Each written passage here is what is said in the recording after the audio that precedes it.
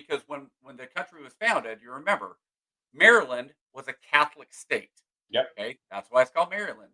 Okay, um, Pennsylvania, all the Quakers went to Pennsylvania because they're like, hey, we don't fit with the Puritans up in the Massachusetts Bay Colony. Yep. We don't really fit with some of the others down south. So they were allowed into. Okay, so all the states kind of had their own religious preference, and that's where people went. The Puritans went to Massachusetts. The Quakers went to Pennsylvania.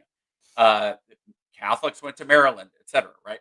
So as they got together and they framed the Constitution, they said we're not going to have, and I don't know, correct me if I'm wrong. I think it was the First Amendment that said we're going to let people practice religion however they want, right? So that's saying we are not going to establish a Allegedly. federal national church. Okay, it doesn't say it. There was never an intent to say if you guys want to have prayer.